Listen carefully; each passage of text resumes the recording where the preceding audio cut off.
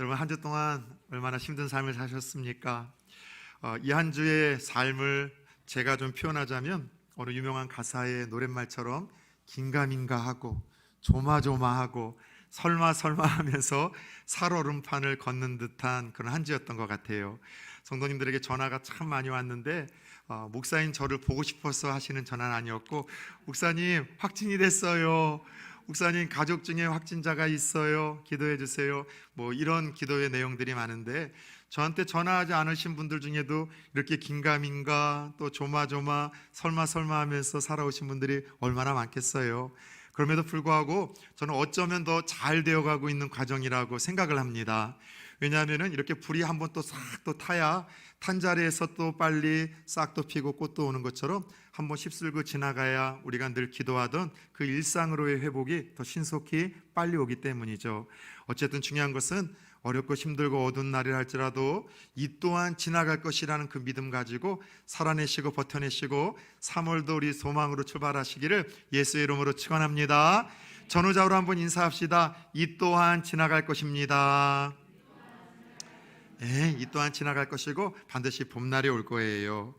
요즘에 뭐 뉴스를 보든 또 혹은 핸드폰을 보든 또 흉흉한 소식만 가득한데요, 미소 지을 만한 사진 하나를 여러분들에게 좀 보여주겠습니다. 사진 한 장만 띄워주시겠어요?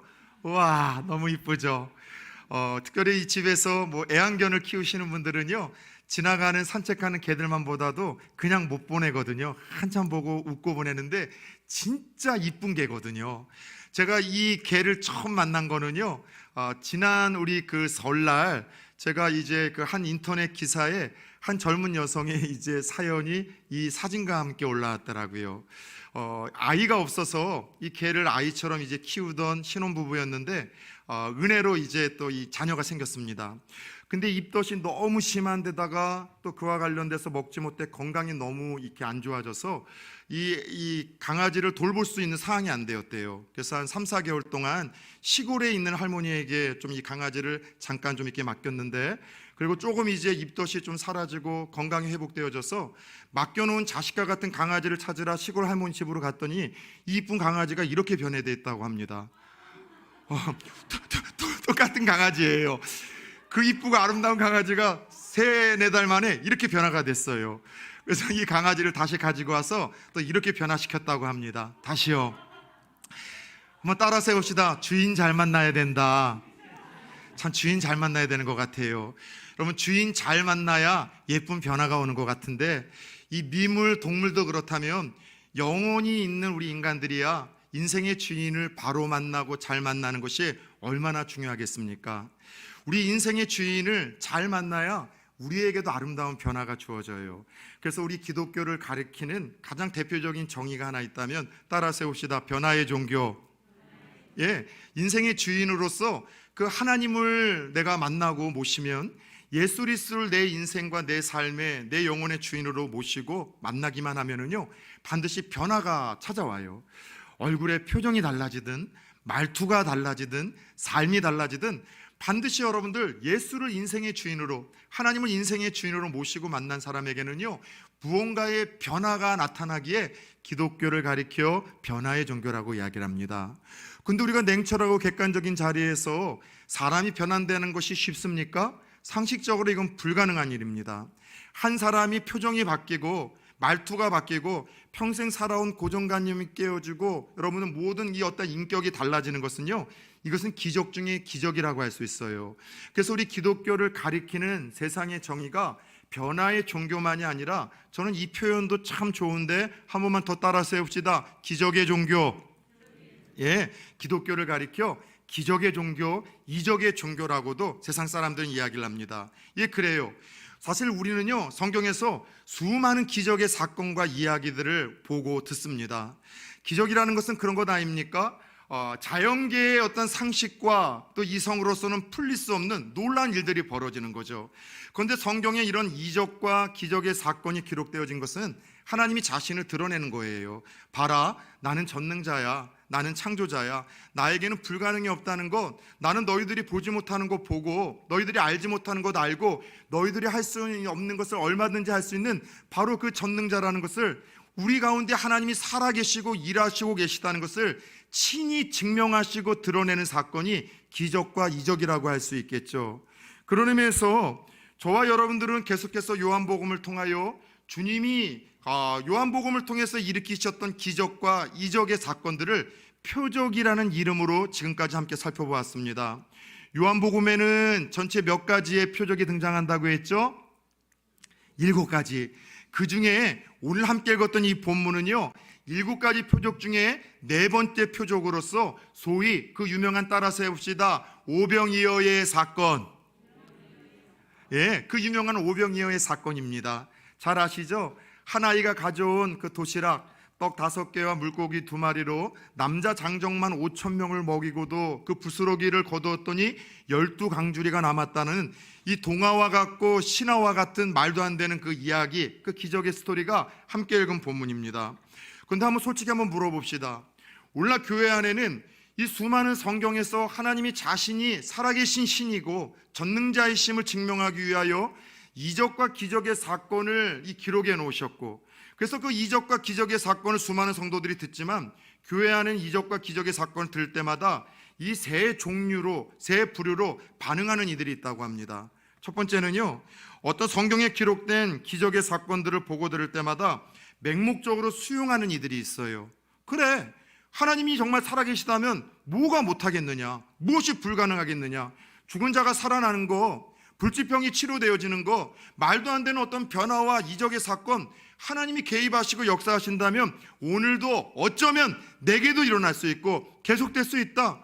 기적의 사건을 보고 들을 때마다 그 믿음으로 그냥 수용하시는 분들이 있어요. 그런데 또 다른 분들은요, 기적의 사건들을 신화와 동화의 이야기로 수용하는 분들이 있습니다. 쉽게 말해 믿지 않는 거예요. 교회는 나와 있지만 그게 말이 되냐? 상식적으로 그게 가능하냐? 얼토당토 안 한다고 하면서 믿지 않는 분들이 있습니다. 어쩌면 우리 가운데에도 그런 분들이 앉아 있을지 모르겠습니다. 세 번째 부류는요, 중간 부류가 있어요. 기적의 사건들을 굳이 다 믿진 않지만 그 사건을 통해서 주신 어떤 교훈과 메시지가 있지 않겠는가, 그래서 조금 귀담아 들으려고 하는 이런 어떤 태도가 있죠. 여러분은 지금까지 한 이 3번의 표적의 기적, 이적의 사건들을 접하면서 좀 어떠한 모습으로 이 말씀들을 접해 오시며 들어오시고 여러분들 귀를 열으시며 여기까지 오셨는가 여쭤보고 싶어요. 중요한 것은 이 표적, 기적과 이적을 통해서 그것을 기록해 놓으신 하나님의 의도대로 하나님은 정말로 살아계시구나, 역사하고 계시구나, 그분은 전능하시구나. 그래서 여러분 그와 같이 수용할 수 있는 그 믿음의 단계, 여러분 영적인 고도가 높아지는 그 은혜가 계속 들려지는 이 표적의 스토리와 사건들을 통해서 저와 여러분들에게 주어질 수 있기를 주 예수 그리스도의 이름으로 축원합니다. 축원합니다. 예, 그러면서 오늘 요한복음에 등장하는 7가지 표적 중에 4번째 이 표적, 소위 오병이어의 이 사건은요, 얼마나 중요한지 무려 마태, 마가, 누가, 요한복음 이 4개의 복음서를 가리켜 우리는 4복음서라고 일컫는데 4복음서에 이 사건이 다 기록되어 있습니다. 어떤 의미인가 하면 정말 중요한 사건이기에 너희들이 귀담아 들어야 되고 눈 열어 봐야 될 사건이라는 의미가 있고요. 더 나아가 요한만이 아니라 마태, 마가, 누가 모든 여러분 성경의 저자가 함께 여러분 기록해 놓은 사건이라고 한다면 이것은 실제로 일어난 팩트이고 많은 사람들이 보고 경험한 실제적인 사건이라는 것을 의도적으로 강조하는 거예요. 중요한 것은 오늘 이와 같이 중요한 이 오병이어의 사건의 기적 어떻게 일어났을까요? 또 이 사건을 통해서 표적이라는 것은 우리에게 주신 어떤 메시지와 교훈이 있다고 했는데 이 오병이어의 사건과 표적을 통해서 오늘 살아가는 저와 여러분들에게 하나님 주시는 어떠한 메시지와 교훈은 무엇일까요? 저는 먼저 너무나 익숙하고 유명한 이 본문, 설교하면서 제일 힘든 거는요, 익숙하고 뻔한 본문을 설교할 때가 목회자에게는 사실 더 부담이 됩니다.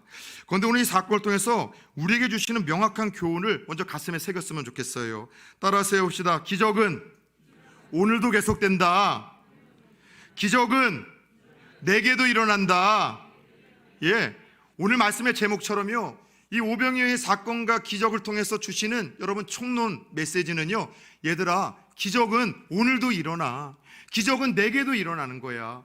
먼 옛날에 성경 속에 살던 시대에 성경의 인물들에게만 일어나는 것이 아니라 믿음 좋아 보이는 아무개 장로나 목사나 어떤 성도들에게만 일어나는 것이 아니라 오늘도 기적은 나의 살아계심과 나의 전능함은 오늘도 너희들의 삶에서 일어날 수 있고 오늘도 계속될 수 있다는 것을 하나님이 이 사건을 통해서 우리들에게 던져주고 있다는 것이죠. 다시 한 번만 따라서 해봅시다. 기적은 오늘도 계속된다.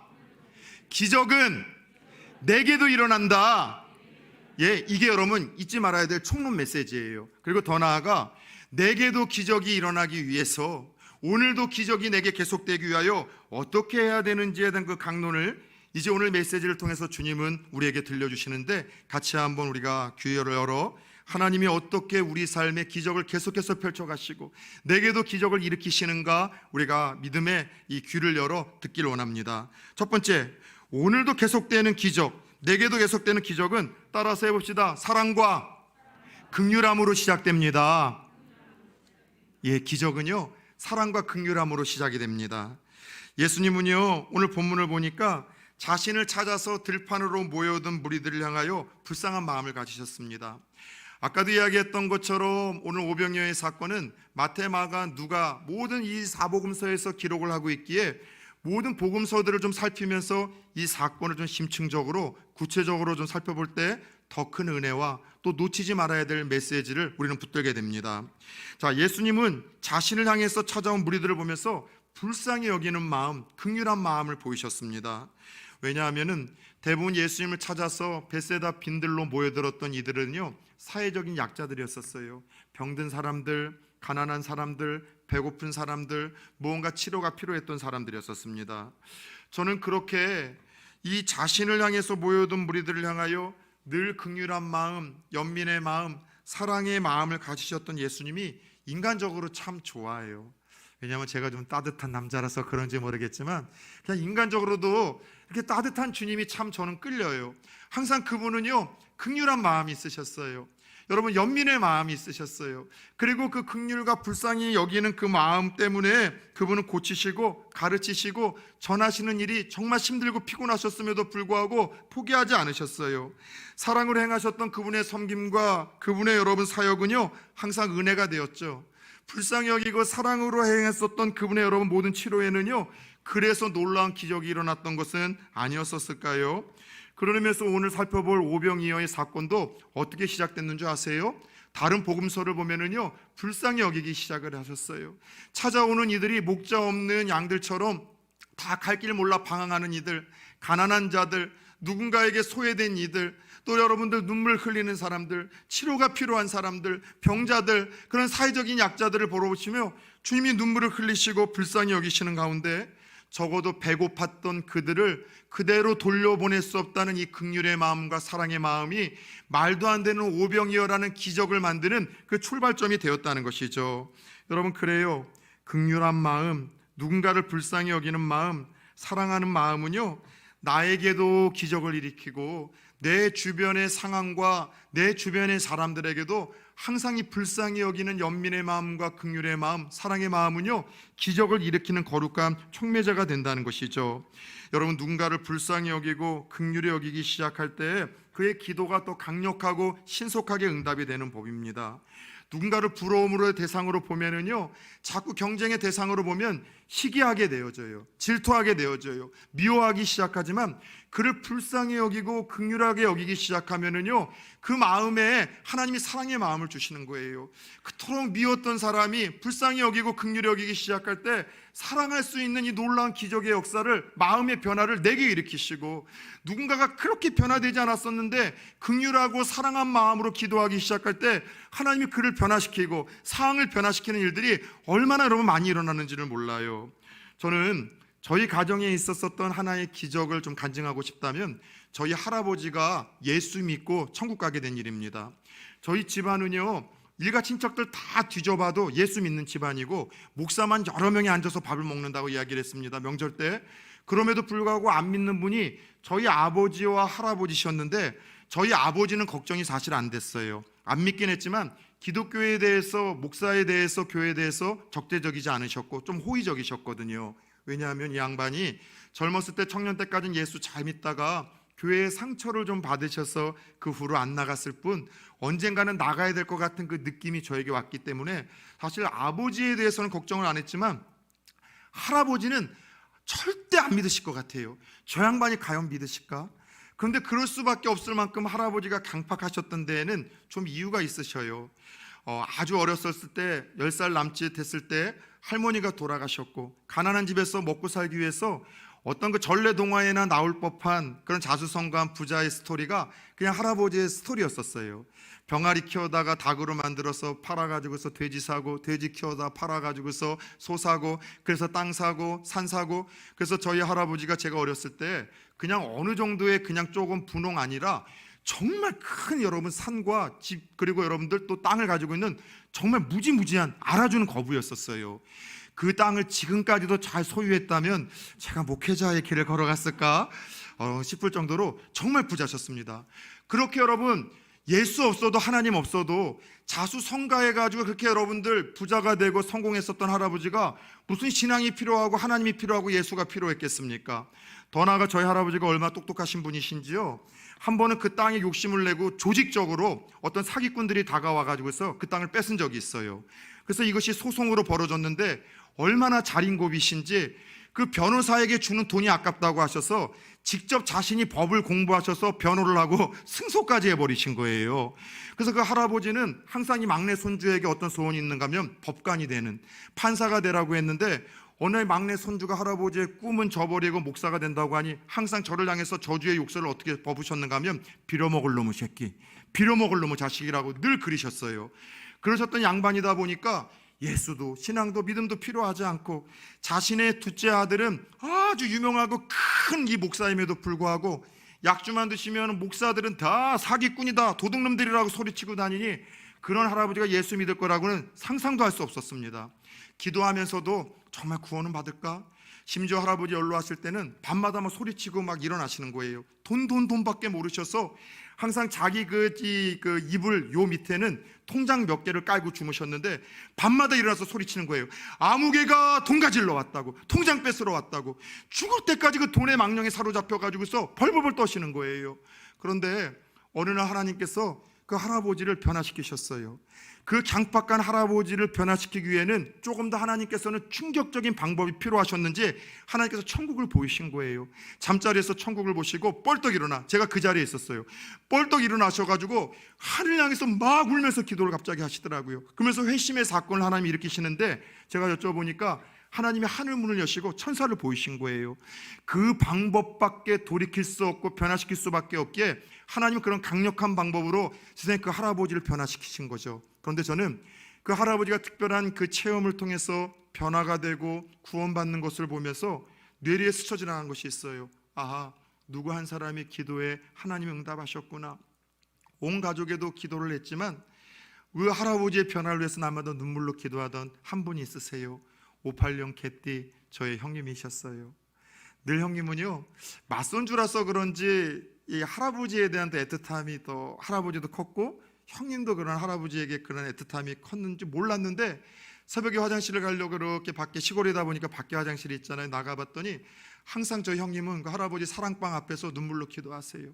어떤 때 하나님이 이제 할아버님이 이제 더 강팍하게 막 만드셨을 때, 그때는 할아버지 주무실 때 머리맡에서 막 울면서 기도하는 형님의 그 기도 소리를 전 몇 번을 들었어요. 하나님께서 눈물의 기도, 불쌍히 여기시는 그 기도, 할아버지 평생 돈밖에 모르고 돈에 살다가 이렇게 가난하게 살다가 죽으면 지옥 갈 수밖에 없는데 하나님 좀 구원해 주세요, 만나주세요, 하나님 좀 변화시켜 주세요. 형님의 그 눈물의 기도를 제가 들은 것만 해도 몇 번이니 얼마나 많이 기도를 드렸겠습니까? 사랑 여러분, 정말 누군가가 변화되고 싶으세요? 어떤 상황이 변화됐으면 좋겠습니까? 나 자신이 좀 변화됐으면 좋겠습니까? 여러분, 긍휼히 여기시고 불쌍히 여기시고 그 마음으로 하나님 앞에 좀 나아가 보십시오.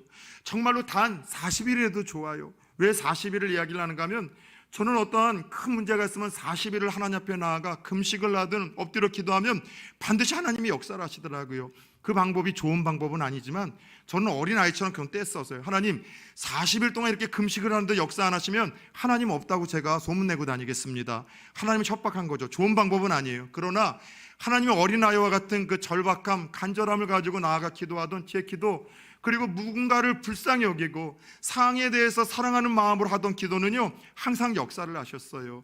사랑 여러분, 자신이 변화돼야 될 어떤 그런 문제 앞에 서 있으십니까? 혹은 누군가가 변화돼야 되는 상황이 있습니까? 상황이 변화되는 상황이 있습니까? 긍휼한 마음을 달라고 기도하십시오. 불쌍한 마음을 갖게 해달라고 기도하십시오. 그리고 긍휼한 마음, 불쌍한 마음, 그 사랑의 마음이 기도의 자리로 향하게 해달라고 기도하십시오. 그리고 그 긍휼히 여기는 마음, 사랑하는 마음으로 기도하기 시작할 때, 불쌍히 여기고 긍휼히 여기기 시작할 때 옳은 소리, 바른 소리, 여러분 잔소리도 변화되지 않는 내 주위 사람들이 변화되어지는 기적이 오늘도 저와 여러분들에게 계속해서 일어날 수 있다는 사실을 오늘 예수님의 기적의 이 출발을 보시며 가슴에 새길 수 있는 성도님들 되어지기를 예수의 이름으로 축원합니다. 그래요, 오늘도 기적은 계속됩니다. 내게도 계속됩니다.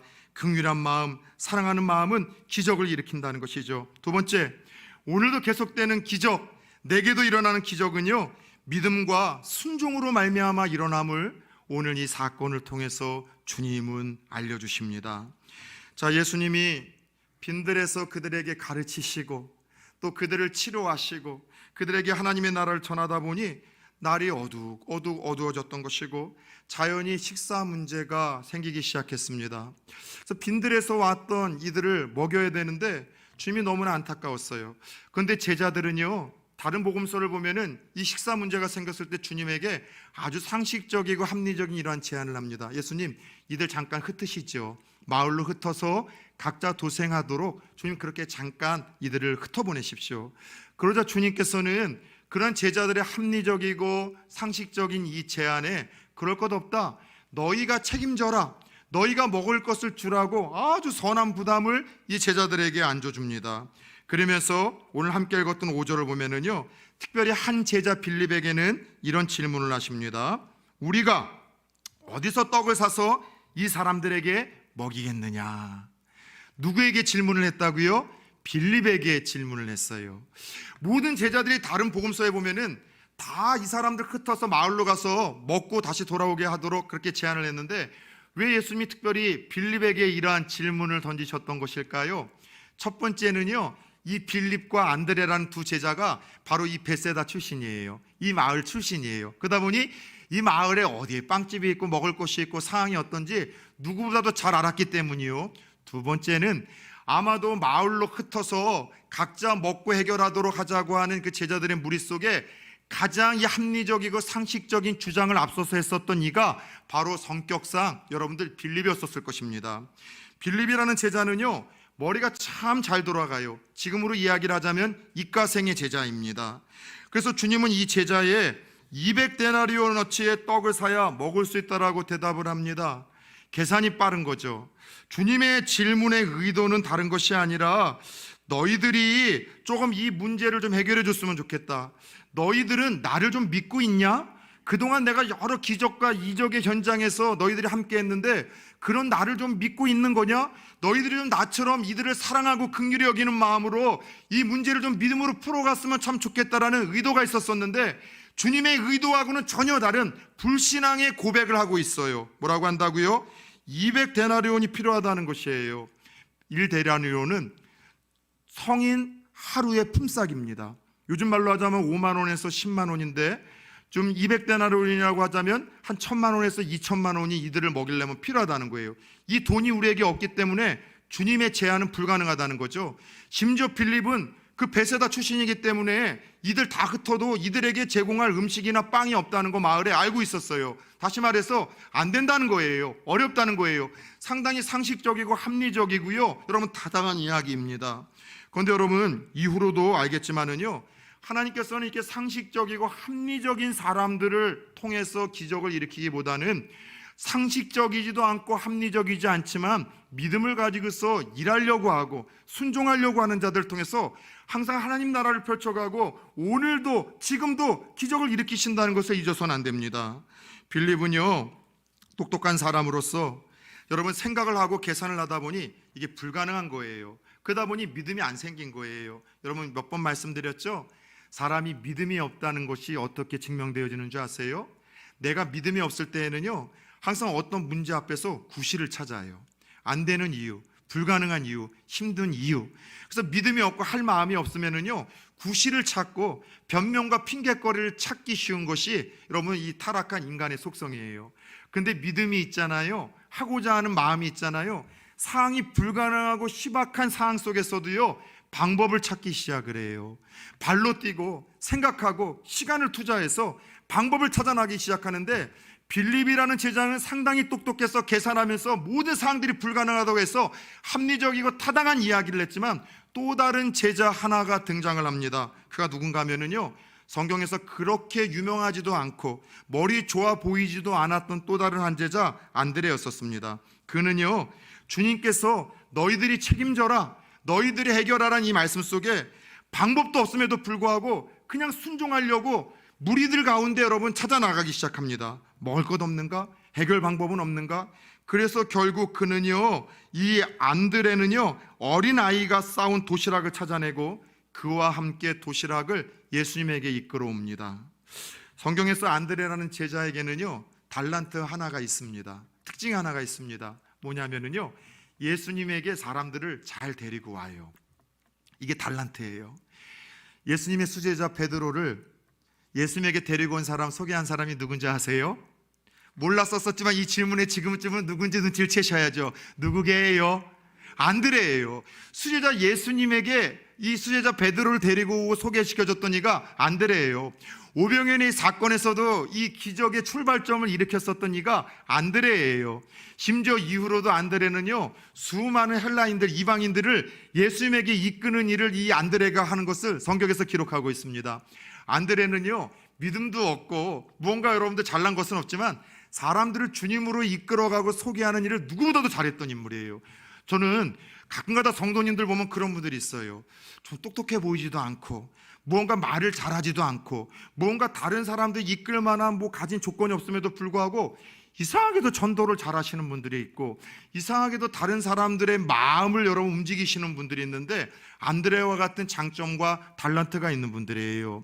저를 비롯하여 부산초원교회 성도님들은 우리 빌립과 같은 차가운 이성과 합리적인 여러분 생각도 갖출 수 있는 성도님들 되기를 축원합니다. 그래야 세상에서 엉뚱한 짓거리 안 해요. 더 나아가 거기서 끝나는 것이 아니라 차가운 이성과 생각으로 여러분 무장한 다음에 안드레와 같이 믿음과 순종하고자 하는 뜨거운 열정을 갖추는 성도님들 되어지기를 예수의 이름으로 축원합니다. 여러분 생각해 보세요. 오늘 이 기적에는요, 계산 잘하는, 상황 파악을 잘하는, 합리적으로 옳은 소리를 하는 빌립이 쓰임받은 것이 아니라 믿음으로 순종했었던 안드레가 쓰임받지 않았습니까? 성경의 어느 곳을 들여다보십시오. 합리적으로 계산 잘하고 똑똑하고 상식적으로 옳은 소리 하는 사람들이 얼마나 하나님 앞에 쓰임받고 기적을 경험합니까? 대부분 쓰임받았던 사람들은 배우지 못한 사람들, 상식적이고 합리적이지 않았지만 믿음 하나 가지고 하나님께서 하라는 대로 순종한 사람들이잖아요. 오늘 이 제자들도 그래서 여러분 은혜를 경험한 것 아닙니까? 너희들이 먹을 거 찾으라고 하니 그냥 찾았고, 그래서 먹을 거 가져오라고 하니 가지고 왔고, 앉히라고 하니 무리들 앉혔고, 나눠주라고 하니 나눠줬고, 나눠주고 나서 남은 거 거두라고 하니 거두었었던 이 믿음과 순종을 한 사람들을 통해서 이 기적을 베푸시고 하나님 놀라운 역사를 이루신 것 아니냐는 것이죠. 사랑하는 여러분, 우리들에게 주시는 말씀이 있어요. 오늘도 하나님의 기적이 내게 계속되기 위하여, 오늘도 하나님의 기적이 내게 이루어놓기 위해서는요, 다른 것 아니에요. 하나님 앞에 우리가 온전한 믿음과 순종으로 나가야 된다는 것입니다. 지금도 하나님의 나라는 안드레와 같은 제자들을 통해서 확장되며, 지금도 이적과 기적은 합리적인 이유, 변명, 핑계를 대는 자들이 아니라 믿음으로 순종하는 자들을 통해서 일어나고 있고 지금도 계속된다는 사실을 깨달으시기를 축원합니다. 저와 여러분이 그랬으면 좋겠어요. 주님, 믿어지게 하여 주옵소서, 순종하게 하여 주옵소서. 그래야요, 오늘도 하나님 성경 속에 있는 이 기적이, 누군가에게 하는 간증으로 나오는 그 하나님이 일하시는 그 기적이 내게도 일어나게 하시고 내 아이의 간증이 되게 하여 주시옵소서. 여러분, 순종과 믿음이 필요해요. 지금까지 여러분 살펴봤던 모든 표적들의 여러분 그 촉매제는요, 이 믿음과 순종 아니었었습니까? 가나의 혼인잔치에 포도주가 떨어졌을 때도 말도 안 되는 그 명령에 순종했어요. 여러분들, 빈 항아리에 그 물을 갖다가 떠놓고 그 물을 포도주인 것처럼 갖다가 주라고요. 그러나 순종할 때 역사가 일어나고 그 큰 기쁨을 물떠온 하인들은 알게 하시는 은혜를 주셨던 것 아닙니까? 그것뿐이에요. 여러분들, 한 왕의 신하의 아들을 고쳤었던 것도 다른 것 하나도 없었지만 말도 안 되는 주님의 말씀 붙들고 순종했다가 그 아들이 치료되었던 것을 경험했던 것 아닙니까? 베세다 연못가에서도 주님께서 일어나 걸으라는 그 말씀, 평생 걷지 못한 자에게 기분 나쁠 만한 말도 안 되는 상식적이지 않은 말을 했을 때 하나님의 감동으로 믿고 순종했을 때 역사가 일어나고 기적이 일어났음을 우리들에게 증명하는 것 아니냐는 것이죠.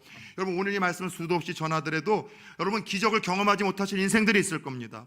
나에게는 기적이 일어나지 않겠다고 원망하고 불평하는 분들이 반드시 있을 거예요. 중요한 것은 다른 것 아니에요. 기적은요, 오늘도 믿음과 순종의 발걸음을 딛는 이들에게 계속되고 있고 일어나고 있음을 너무나 익숙하고 너무나 잘 알려져 있는 오병이어의 사건을 통해서 하나님이 내게 말씀하신다는 것을 놓치지 마십시오. 끝으로 오늘도 이 이적과 기적은요, 작은 헌신으로 일어남을 우리들에게 들려주십니다. 자, 하나님은 불가능한 상황에서 그럼에도 믿음으로 반응하고 믿음으로 찾아 나섰던 안드레에게 도시락을 가져온 아이를 만나게 하셨죠. 그래서 오병이어의 기적은 안드레의 이 순종, 그리고 이 자신의 도시락을 내놓은 한 소년의 섬김으로 일어납니다. 다른 복음서를 보더라도 이 어린아이가 억지로 마지못해서 불편한 모습으로 이 도시락을 뺏기듯 내려놓았다는 말씀은 단 한 곳도 없어요. 어린아이기 때문에 내놓은 거예요. 어른이라면 못 내놨겠죠. 왜요? 그거 가지고서 이 많은 사람은 어떻게 먹여요? 나 혼자 먹기에도 부족한 양인데. 그러나 어린아이는 그것이 필요하다고 이야기를 했을 때 기쁨으로 내놓았고 이것이 오병이어의 기적을 일어났던 것이죠. 생각해 봅시다. 그 오병이어의 벳세다의 들판으로 한번 우리가 떠나봅시다. 여러분, 그날 그 배고픈 군중들이 신음하고 허기진 배를 끌어안고 쓰러져 있을 때 만약 안드레의 순종과 어린아이의 헌신이 없었어도 주님이 그들을 배불리 먹이시는 기적은 일어났을까요? 아니면은 성경에 기록되지 않을 만큼 그냥 그렇게 없었을까요? 이 아이의 헌신, 드림이 없었어도 그날 배고팠었던 군중들이 어떤 방법도 배불리 먹는 그 기적은 저는 일어났을 거라고 생각을 합니다. 왜요? 여러분, 그날 그 기적의 현장에 있으셨던 분이 바로 하나님이시잖아요. 구약시대에 출애굽한 후에 배고파 여러분 또 목말라 하던 이스라엘 백성들을 40년 동안 하늘 만나로 먹이셨던 분, 메추라기를 통해서 먹이셨던 분, 더 나아가 바위를 터서 물을 먹이셨던 그 하나님이시기에 어떤 방법으로라도 하나님은 이 아이가 가져온 5개의 떡과 작은 물고기가 아니라도 하늘문을 여서서라도 하나님께서는 반드시 이들을 배불리 먹이시는 하나님 그 기적을 보이셨을 거예요. 그런데 하나님은 이상하게도 성경을 보면은요, 당신 혼자서 다 할 수 있는 일이심에도 불구하고 자꾸 그 기적의 현장에 우리 인간들을 초청하시고 끌어당기셔요. 예를 들어서 출애굽한 이스라엘 백성들이 홍해를 만났을 때 하나님은요, 그냥 말씀 하나만으로도 홍해를 가를 수 있었지만 모세에게 앞으로 나가래요. 손을 들래요. 지팡이로 여러분 앞으로 가르지르래요. 그때 하나님 모세와 그 지팡이를 통해서 역사하셨죠. 하나님 목마르다고 하는 이스라엘 백성들에게 그냥 바위를 터서 물을 내어줄 수도 있었지만 희한하게 모세를 통해서 그 가지는 방망이, 그 여러분 지팡이를 통해서 두드릴 때 하나님 열어주시게 하신다는 거죠. 나중에 살펴보겠지만 요한복음 11장을 보면은 예수님의 친한 친구였었던 나사로가 죽습니다. 그래서 다 죽어서 이제 꽁꽁 이제 붕대로 이제 염을 하고 그 무덤에 이제 묻었을 때 예수님이 죽은 지 4일 때 가서 이제 나사로를 살리시죠. 나사로야 일어나라. 일어났어요. 그런데 여러분, 돌문이 그 무덤 가운데 있을 때 예수님께서 돌문아 움직여져라 짜자잔 하면 얼마나 더 그 현장이 극적인 여러분 연출이 됐겠습니까? 근데 돌문은요, 사람들에게 치우게 해요. 너희들이 돌문을 치우라. 희한하게 하나님의 어떤 역사와 기적을 이 땅에 베푸실 때는요, 그 현장에 자꾸 보잘것없는 인간들을 끌어당기셔요. 인간들과 함께 하자고 하셔요. 왠지 아세요? 다른 것 아니에요. 함께하는 그 감격, 기적의 현장에 함께하는 그 감격, 목도하는 그 놀라움, 그리고 쓰임받았다는 기쁨을 나누시기 위한 그 아비의 마음이 있는 거죠. 아주 어렸을 적 시장에서 이제 마트에서 장을 보고 오잖아요. 그럼 지금은 좀 괜찮은데 특별히 우리 어렸었던 특별히 우리 막내 아들하고 그리고 우리 둘째는요, 좀 이게 통제가 좀 안 돼요. 그래서 그 카트를 지들이 막 모겠다고 하는 거예요. 그럼 카트를 지들이 모으면 여기가 꿍 박히고 저기 꿍 박히고, 괜히 무언가 이렇게 파손이나 또 이렇게 훼손을 시킬까봐 지가 끌지만 위에서는요, 제가 방향은 다 조절을 하는 거예요. 예. 그럼 이제 지가 이제 아빠를 도왔다고 좋아해요. 그렇게 해서 여러분 계산하고 무거운 그 이제 장바구니를 들고 막 걸어오잖아요. 그럼 항상 같이 들어줘요. 근데 그 아이가 같이 들어주는 게 제게 도움이 되겠습니까? 오히려 더 걸리적거리는 거예요. 그럼에도 불구하고요, 저는 같이 들어주면서 아이가 드는 거를 함께 여러분 해주는 거예요. 왠 줄 아세요? 아이에겐 감격이 있는 거예요. 기쁨이 있는 거예요. 마찬가지로 어떤 기적과 이적의 현장에 주님이 자꾸 우리를 초청하셔서 함께 하자, 너의 시간으로 하고 싶어, 너의 재능으로 하고 싶어, 너의 섬김으로 하고 싶어, 너의 참여함으로 내가 그 일들과 그 역사를 일으키고 싶다고 하시는 이유는 바로 이 기쁨과 감격을 우리에게 주고자 하시는 거죠. 여러분 생각해 보십시오. 오병이어라는 이 평생 기억되어 있는 이 놀라운 기적의 현장에서 가장 기뻐하고 즐거워했을 사람들이 누구라고 생각합니까? 배고프다가 먹을 거를 먹고 돌아간 사람들도 기뻐할 수 있었겠지만, 자기가 가지고는 보잘것없는 걸로 놀라운 일들이 일어났음을 지켜보았던 안드레와 여러분 이 작은 아이는 아니었었을까요? 두 번째 고민이 또 하나 있습니다. 오늘 먹을 것을 가지고 있었던 사람들 중에 어린 아이 하나가 먹을 것을 이 아이만 가지고 있었을까요? 먹을 것을 가지고 있었던 이가, 도시락을 가지고 있었던 이가 어린 아이 하나였었을까요? 아마 여러 사람들이 있었을 겁니다. 배고플 때 먹으려고 싸왔던 여러 음식들이 있었을 거예요. 그러나 그들은요, 어린 아이가 아니라서 못 드렸던 거예요. 이거 들어봐야 뭐 나눠봐야 이게 헛수고이고, 나 혼자 먹고 죽기도 이것이 아깝고, 더 나아가 이 보잘것없는 거 드렸다가 너무나 부끄러워서 생각이 많아서 못 드렸을 수도 있겠죠. 분명한 것은 오병이어의 기적은 아까워하지 않고 이게 뭔 큰일을 일으키겠는가 생각하지 않고 부끄러워하지 않고 작은 것이지만 드렸을 때 그 작은 것을 가지고 하나님이 큰 역사를 일으키심을 교훈하는 사건 아닙니까? 여러분, 저와 여러분들이 가지고 있는 것 하찮게 여기지 마세요. 우리가 가지고 있는 아무리 작은 것, 하찮은 것이라 할지라도 주님께 드리고 그분 손 안에서 쓰이면은요, 여러분 우리가 상상도 할 수 없는 놀라운 기적의 재료로 하나님은 삼아 나가신다는 거죠.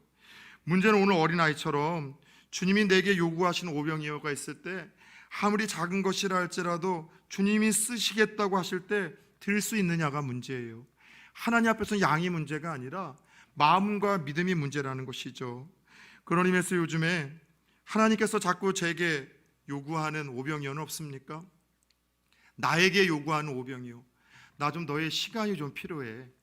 너의 기도하는 시간이 좀 필요하고, 나라 민족을 위해서, 너의 자녀와 가족을 위해서, 교회를 위해서 기도하는 너의 좀 시간이 필요하다. 너 요즘에 난 너의 좀 재능이 필요해. 너가 있는 작은 물질이 좀 필요해. 혹은 우리에게 하나님께서 오늘 이 시대에 요구하시는 아주 작은 것, 큰 것 아니에요. 거창한 것 아니에요. 그러나 아주 작은 거 오병이어를 하나님이 요구하시는 것은 없습니까? 저와 여러분이 주님께 드릴 수 있는 작은 오병이어는 무엇입니까? 여러분, 하나님은요, 위대한 재능보다는 드려진 재물을 통해서 역사하시고, 큰 재물보다는요, 드려진 물질을 통해서 기적을 보이시고, 훌륭한 사람보다는요, 헌신한 사람들을 통해서 일하시고, 하나님 드려지지 않은, 헌신하지 않은 물질과 재능과 사람들을 통해서는 일하시지도 않고 일하신 법도 없으신 분이 우리 하나님이시여요. 그런 의미에서 오늘 저와 여러분들에게 주님께서 요구하시는 오병이어, 또 저와 여러분이 주님께 드릴 수 있는 거창한 것 아니고 아주 작은 거라도 주님께서 말씀하시는 오병이어가 무엇인지, 그리고 그 오병이어를 주님께서 요구하실 때 저와 여러분들의 믿음의 반응은 어떻게 해야 되겠습니까?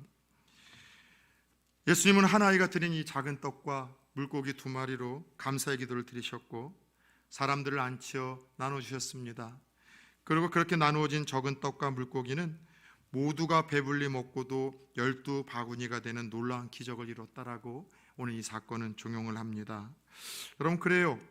오늘도 이 표적을 통해서 주님은요, 우리 영혼의 굶주림을 해결해 주시는 그 하나님, 광야에서도 그 백성들에게 만나를 내리시고 양식을 내려주셨던 것처럼 그 예수님이 줄인 영혼들을 채울 수 있는 바로 그 동일한 하나님이심을 증명하십니다. 아무것도 없는 빈들에서 풍성히 먹이시고 채우시고 기적을 베푸신 하나님은 오늘도 저와 여러분의 동일한 하나님이시요 주님이시라는 사실, 주인이라는 사실을 잊지 마십시오.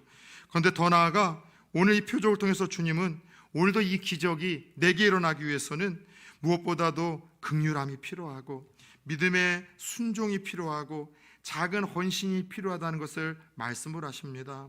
신앙생활이라는 것은 하나님의 살아계심, 그분의 역사하심을, 그분의 일하심을 날마다 경험하며 이 기적과 같은 일들로 체험해 나가는 것 아닐까요? 그래서 여러분들 이 기적을 체험할 때 우리의 신앙은요 더 방향이 바뀌게 되고요, 기적과 하나님의 이적을 체험할 때 우리의 신앙은요 더 성숙하게 뛰어넘고 도약을 하게 되고요, 기적과 이적을 체험할 때 우리의 신앙은요 기적이 상식처럼 나타나는 믿음의 삶을 살아가게 하더라는 것이죠. 지난주 월요일날 이제 둘째 딸이 이제 학교를 가야 돼서 기숙사로 들어가기 때문에 아내와 함께 짐을 바리바리 싸서 그 아이를 이제 기숙사에 넣어놓고 그리고 다시 이제 집으로 돌아왔습니다. 돌아오는 길에 아내하고는 이야기는 안 했지만 참 많은 좀 생각을 했어요. 벌써 이제 아내를 만나 가정을 꾸린 지 20년이 좀 넘었는데 그 20년의 시간들이 여러분들도 다 그러겠지만 제게는 매 순간순간마다 빈들에서 아무것도 없는 곳에서 채워주시고 공급해 주시는 하나님을 경험하는 시간이었음을 고백할 수밖에 없었습니다. 사실 신학대학원 때 아무것도 없는 남자가 좋아서 그렇게 우리 아내는 저를 만나서 결혼을 했고, 학생이다 보니 돈이 어디 있어요. 그 당시 제가 50만 원을 버는 게 다였는데 학비도 내야 되고, 그리고 바로 이제 허니문 베이비로 저 뒤에서 PPT하는 또 우리 큰딸이 또 생겼고, 게다가 또 손만 잡아도 애가 생길 만큼 하나님이 저희 관계를 좋게 하셔서 둘째 딸이 세상에 지 언니 돌잔치 할 때 같이 참여를 했으니 뭐 두말할 필요가 있습니까? 그땐 부끄러워서 얘기도 못 하겠더라고요. 양쪽의 부모님들은, 형제들은 대놓고 걱정을 해요.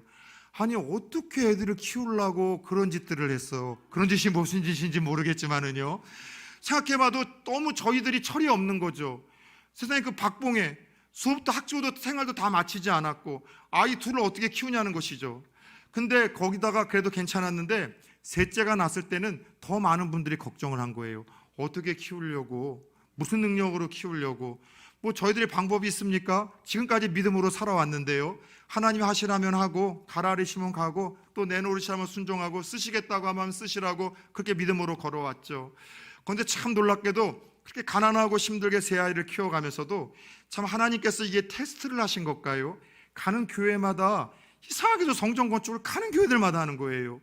근데 저희 교회에서 리모델링을 할 때 여러분 기억하시죠? 단 한 번도 제 기억으로는 헌금 광고를 한 적이 없습니다. 작정이나 헌금을 하라고 한 적도 단 한 번도 없었습니다. 그게 아님을 알기 때문에요. 근데 가는 교회들은요 자꾸 작정을 하게 하는데, 목회자들이 어떻게 여러분 작정을 안 해요? 담임 목사님 모시고 부교육자들이, 장로님들이 모시다 보니까 작정을 그때마다 했는데 항상 그 작정은 부할 만큼, 저희들이 버거울 만큼 힘겹게 했어요. 그런데 참 놀라운 것은 제 아내가 어느 날 일을 저질렀어요. 하나님께서 어떤 감동을 주셨는지 와서, 여보 우리 아이들 나중에 키우기로 했었던, 그래서 좀 뭔가 아이들을 키우기 위해서 마련해놨었던 것이 있는데 하나님 감동 주시고 자꾸 하나님 나누라고 하시는데 다 드립시다 하는데, 그게 뭐냐면 아이들 이제 돌잔치 때마다 옛날에는 돌반지가 들어오잖아요. 그 돌반지를 다 가지고 있었어요. 아이들 이제 학교 들어가고 그럴 때는 저희들이 어떻게 그걸 다 감당을 합니까? 그래서 그때 이제 팔아서 쓰려고. 근데 그거를 가지고 왔는데 정말 아내가 좀 무심하더라고요. 하필이면 왜 전도사보다 목사보다 지가 더 믿음이 좋아서 이런 시험에 빠지게 하는지. 그래도 또 아내가 또 그 이야기를 하는데, 전도사와 목사가 제가 목회 안 할 거면 모르지만 그러지 말라고 하면은 이게 강단에서 설교 들 때마다 얼마나 저 가식 덩어리, 위선 덩어리 막 이럴 거예요. 그래서 마음은 내키지 않았지만 눈물을 삼키면서 그렇게 항상 헌신을 했습니다. 그리고 하나님 모르겠습니다. 하나님께서 다 책임져 주세요. 그래서였는지는 모르겠지만 조심스럽게, 또 죄송하게 자랑함이 아니라 그냥 그렇게 이해해 주시고 들어주시면 좋을 것 같아요. 그 후로 세 자녀들은 아직까지 단 한 번도 병원에 입원을 해보거나 그렇게 아프도록 하나님께서 하신 적이 없으세요.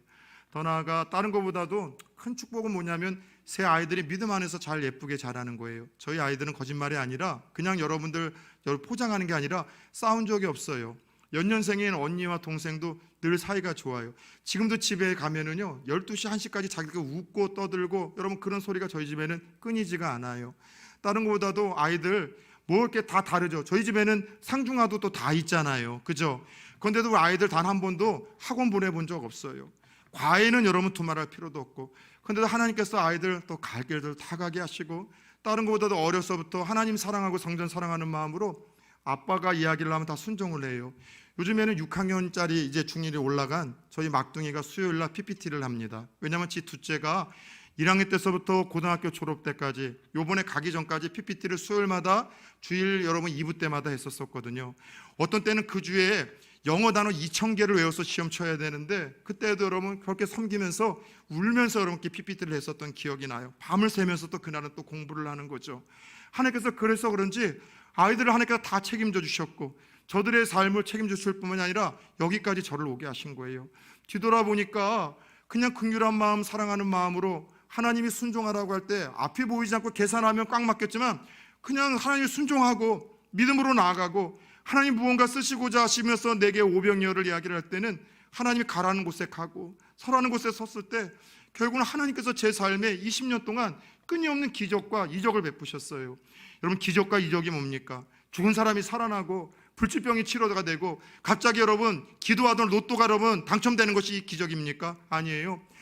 앞이 안 보여도 끝까지 긍휼과 사랑의 마음을 포기하지 않게 하시는 것, 하나님 주신 그 말씀에 때로는 이해가 안 되도록 순종할 수 있도록 하게 하시는 것, 더 나아가 없어도 누군가가 나누라고 하시고 하나님이 드리라고 할 때 드리게 하시는 것, 그 마음을 가지고 살아오는 것이 기적이었고, 그렇게 표현하자면 제 20년의 삶은 기적과 이적의 삶으로 빈들에서 풍성하게 채워주신 하나님의 은혜로 여기까지 오게 되어졌어요.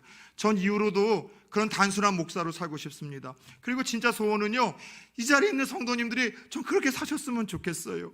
하나님은 지금도 시퍼렇게 살아계시는데, 빈들에서 부족함 없이 풍성하게 채워주신 하나님인데, 야, 나는 살아있어, 내가 그 크리에이터야, 나는 전능자야, 너희가 모르는 건 내가 알고 볼 수 없는 거 보고 할 수 없는 거 지금도 내가 할 수 있다라고 말씀을 하시며, 지금도 기적은 계속되고 너에게도 기적은 일어날 수 있다고 말씀을 하시는 그 하나님을 저는 저만이 아니라 우리 성도님들 맛보고 경험하는 은혜가 있었으면 좋겠습니다.